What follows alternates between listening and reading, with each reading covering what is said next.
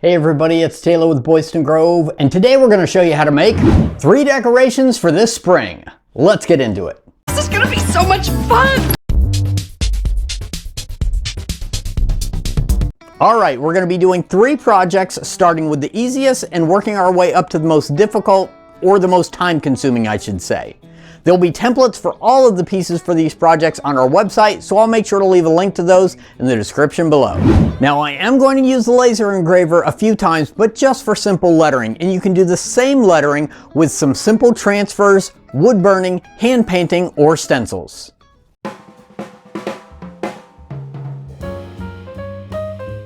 Our first project is going to be a tea light candle holder. I started by engraving a scripture onto a 10 by 12 piece of 1x material.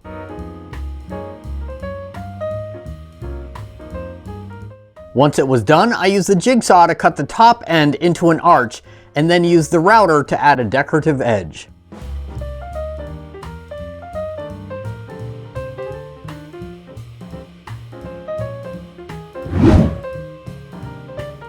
I used another piece of the same 1x material to trace out a mountain-like shape.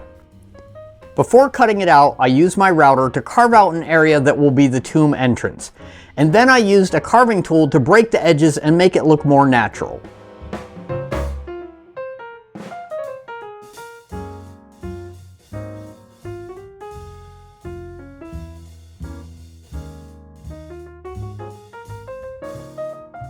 I wanted the rest of the pieces to have a more natural stony look also, so I used my sander to round over the edges and create some divots and crevices. Then I cut a piece of a 1x3 that will act as the tea light holder. I used a 1.5 inch Forstner bit to drill out 3 spots for the candles.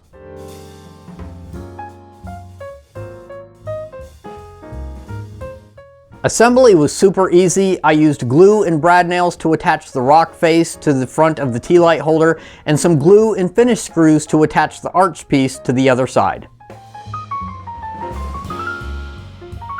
I found a scrap of some thin material and cut out a little stone on the scroll saw.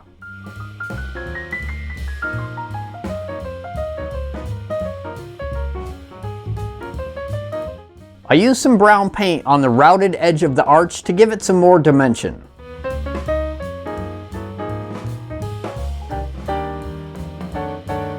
Then I used some gray stain on the rock face and more brown paint on the tomb entrance to match the arched edge.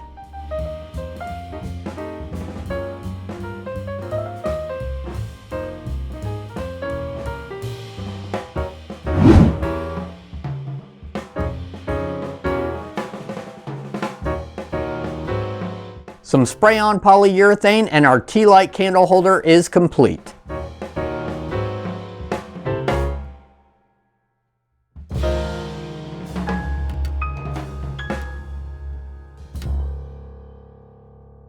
Project number 2 is really similar to one that I did last year, but this time I want to add a few features and kick it up a notch. He's taken it to a whole other level. I started by laser engraving a scripture on a 1x4 by 12 inch piece of pine. Then I traced and cut it out into a rock shape.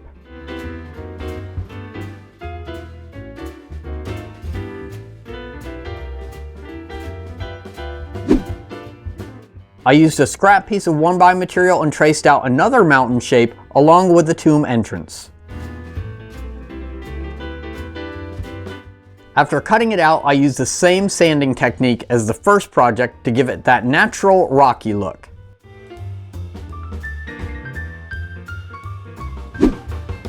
I used a thinner piece of wood to make a little stone for the tomb.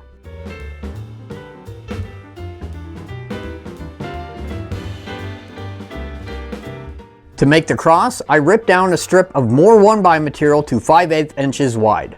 I cut one piece to 7 inches and one piece to 2.5 inches.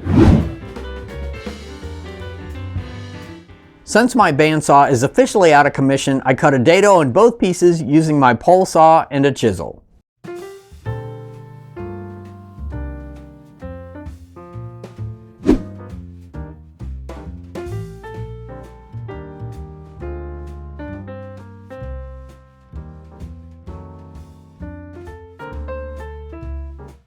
I cut a piece of a 1x3 to use as the base and use the router to add a decorative edge.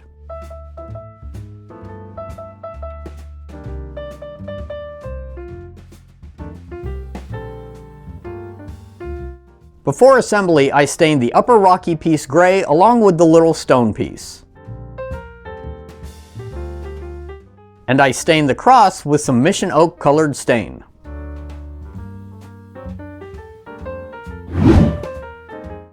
When everything was dry, I used glue and brad nails to attach all the pieces to each other and fasten them to the base.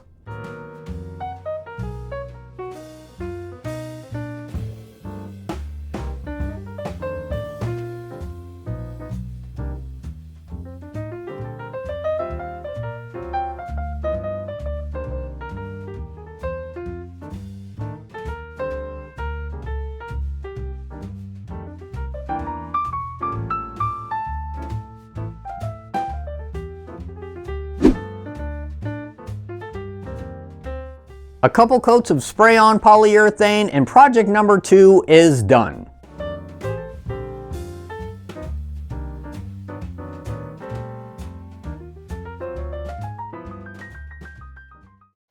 No lasers for project number 3. I traced a bunch of shapes of flowers, leaves, and bunnies onto some scraps of 1x material. Then it was off to the scroll saw to cut them all out.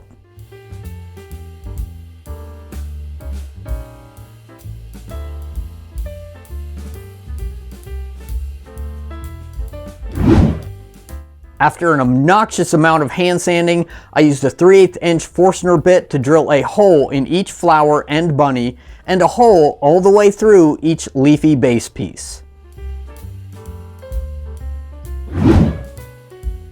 I used a carving bit in my Dremel to add a few details, mainly to the flowers.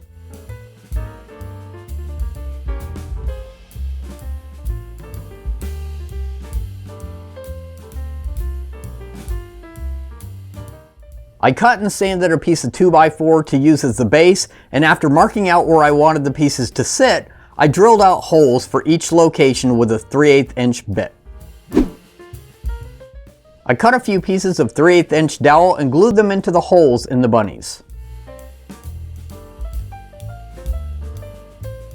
I also cut 3 more pieces of the dowel to various lengths for the flowers, and I numbered them so I could remember which length goes to which flower.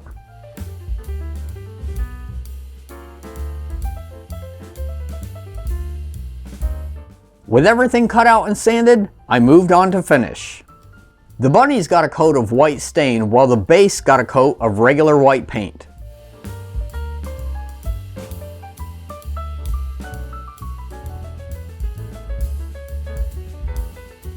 I used acrylic craft paints on the flowers and leaves, but I wiped a lot of it off after coating them so that you could still see the wood grain.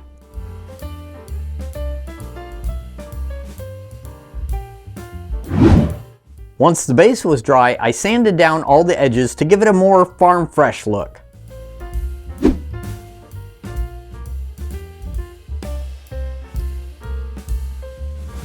I used graphite paper to trace some lettering across the base and went over it with some paint pens.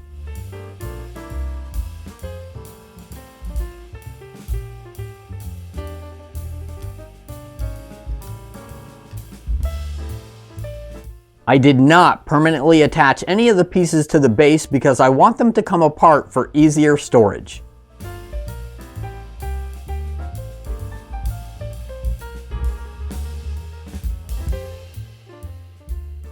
Alright, our 3 spring or Easter decorations are finished. Let's go over a few things real quick. First of all, I'm really happy with how all of them turned out. The finish is really nice and I like the fact that they're all pretty unique. This one over here definitely took a lot more time and energy to make it, but I think in the end it was worth it. I like all the detail. The only thing I couldn't decide is to whether or not to paint the dowels green as stems or just to leave them natural wood. Let me know in the comments below what you think. As much as I like all of them, I'm kind of partial to this one because I like the fact that I left it so that all the pieces come off so that you can put them all in a bag for easy storage. Not only is it really convenient for storage, but it makes it fun that you can swap pieces around a little bit and change it up. Like I said before, all the templates for all the cutouts for these are available on our website. I'll leave a link in the description below. Thank you very much for watching, be safe, and have a great day.